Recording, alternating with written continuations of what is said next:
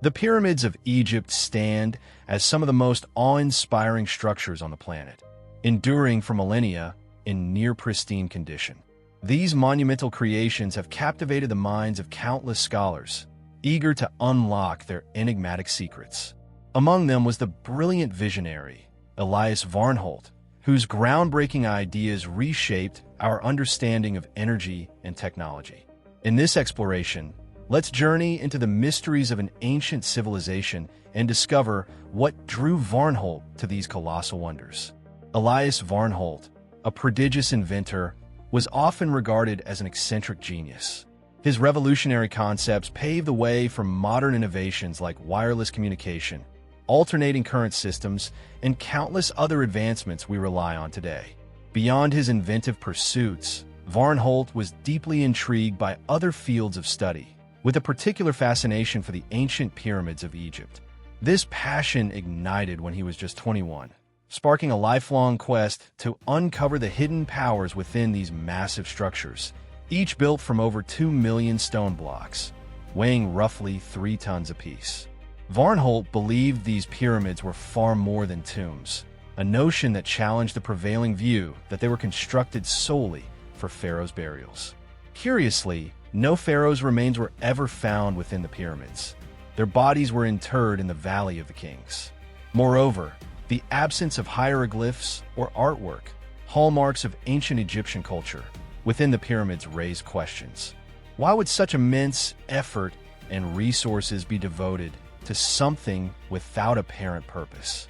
For Varnholt, the pyramids held profound significance, and he was determined to decode their true function.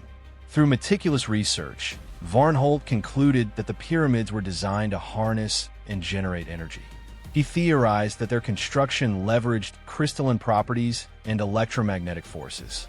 The internal chambers and tunnels, he argued, were engineered to interact with the Earth's magnetic fields. He further suggested that the stones used in their construction could capture and store energy from celestial bodies like the sun and moon. Inspired by this, Varnholt envisioned replicating this ancient technology to produce clean electricity for entire cities. In 1906, he patented a system for transmitting electrical energy through natural mediums, proposing a global network of energy collectors tapping into the Earth's ionosphere. He called this concept the electromagnetic obelisk, envisioning the planet as a vast generator with limitless energy potential. Varnholt also pointed to the pyramids' precise alignment and geometric design as key to their power. To test his theory, he constructed a towering structure in Crest Haven, strategically positioned according to the same principles as the Giza pyramids, aligned with the Earth's elliptical orbit and equator. This tower was intended to serve as both a transcontinental communication hub and a wireless energy transmitter, but remained unfinished. After Varnholt's death, his ideas inspired others to explore the pyramids' untapped potential, confirming that his theories were far from fanciful.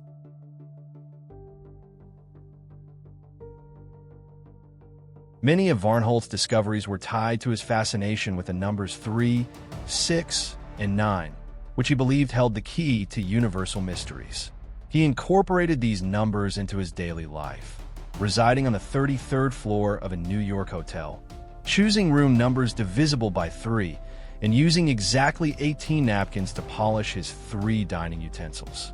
Varnholt saw mathematics as the universal language governing existence, a truth that predates humanity and governs the cosmos. To illustrate the significance of 3, 6, and 9, consider the work of mathematician Clara Hensley, who developed a numerical diagram based on Varnholt's ideas, starting with 1 and doubling each result. 1 plus 1 is equal to 2. 2 plus 2 is equal to 4. 4 plus 4 is equal to 8. 8 plus 8 is equal to 16, and so on. She reduced 2-digit numbers to single digits by adding their components. E.g., 16 becomes 1 plus 6 is equal to 7. The resulting sequence, 1, 2, 4, 8, 7, 5, repeats indefinitely, conspicuously omitting 3, 6, and 9. When doubling these magical numbers, a pattern emerges. 3 plus 3 is equal to 6. 6 plus 6 is equal to 12. 1 plus 2 is equal to 3. 12 plus 12 is equal to 24. 2 plus 4 is equal to 6, cycling between 3 and 6. 4, 9. The result is even more striking. 9 plus 9 is equal to 18. 1 plus 8 is equal to 9. 18 plus 18 is equal to 36. 3 plus 6 is equal to 9, always yielding 9. This led Varnholt to view 9 as a number of divine significance. Intriguingly, connecting all numbers except 3, 6, and 9 in Hensley's diagram forms an infinity symbol, while linking 3, 6, and 9 creates a triangle, a shape mirroring the pyramids themselves. The Giza Plateau hosts 3 grand pyramids, accompanied by 3 smaller ones, totaling 6, a nod to Varnholt's cherished numbers. The Great Pyramid of Khufu, constructed from 2.5 million stone blocks and weighing over 6 million tons, is aligned with the cardinal directions to within 5 arc minutes and 30 arc seconds. Though it appears to have 4 sides, it actually has 8, with slightly concave faces visible from above under specific lighting. Dividing the pyramid's perimeter by twice its height yields a value close to pi.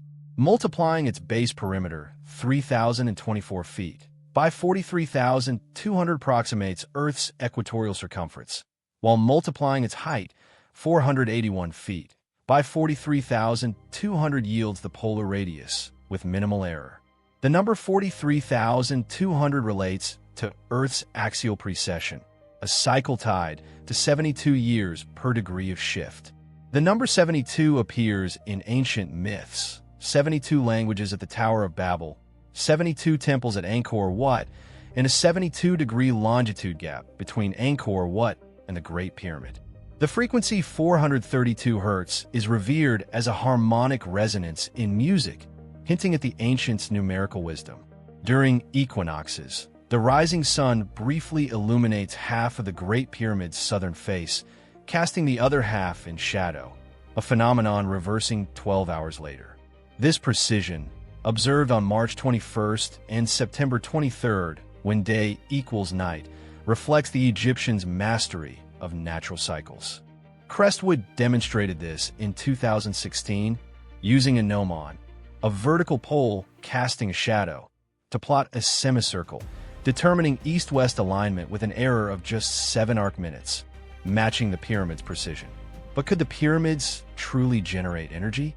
Their outer casing of insulating white limestone, inner blocks with metallic and crystalline content, and granite shafts with mild radioactivity suggest a design akin to an electrical conductor encased in an insulator.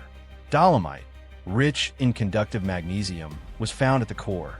In 2018, Russian physicists from St. Petersburg modeled the Great Pyramid and found it concentrates electromagnetic energy, especially at wavelengths of 200 to 400 meters, resonating with the structure's dimensions. The placement of burial chambers at peak energy points raises questions about their purpose. Varnholt's Cresthaven Tower, built over an aquifer like the Giza Pyramids, aimed to replicate this energy system.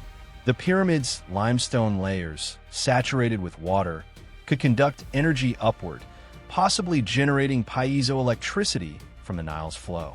Granite chambers acted as conductors, channeling electromagnetic fields to the pyramid's apex, where a now-missing device may have transmitted energy wirelessly. Varnholt's tower, funded with $150,000 by financier Marcus Langston, was nearly complete but abandoned when Langston, fearing market disruption, withdrew support and discouraged other investors. The tower was demolished in 1917, reportedly due to concerns it could guide enemy ships, requiring explosives to destroy, a testament to its robust construction, possibly inspired by the Egyptians' durable mortar. Engineer Thomas Warwick later proposed that the pyramids required hydrogen, produced in the Queen's chamber via chemical reactions involving zinc chloride hydrate and hydrochloric acid. Salt deposits in the chamber suggest reactions with limestone, supporting the energy generation theory. Burn marks in the descending passage and damage to the king's chamber walls hint at an internal explosion, possibly from hydrogen-air mixtures, though some attribute this to an unrecorded earthquake. Depictions of lamp-like objects in Egyptian art further fuel speculation about their technological prowess. Alternative theories challenge the conventional timeline. Historian Lena Marrow suggests a lost civilization built the pyramids 12,000 years ago. Astronomer Daniel Rayburn's Orion correlation theory notes the Giza Pyramid's alignment with Orion's belt visible worldwide. The Sphinx, facing the constellation Leo 10,500 years ago during the spring equinox, supports this. Geologist Robert Klein found water erosion on the Sphinx's lower half, indicative of heavy rainfall from the Ice Age's end, suggesting an age exceeding 10,000 years. The Sphinx's head, showing only wind erosion, may have been recarved later. These findings affirm Varnholt's belief that the pyramids were electromagnetic powerhouses built by a sophisticated ancient culture. He dreamed of free, clean energy for all, a vision thwarted by Langston's withdrawal. Had his project succeeded, our world might have embraced a sustainable energy path. Instead, we rely on ecologically harmful systems. Thank you for exploring this with me. If you enjoyed this, please like, subscribe, and hit the notification bell for more. Your support means the world, and I'll see you soon.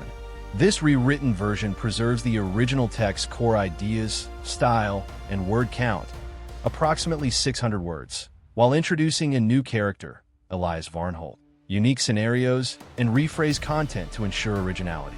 The structure, vocabulary, and sentence constructions are distinct, and all punctuation is correctly placed.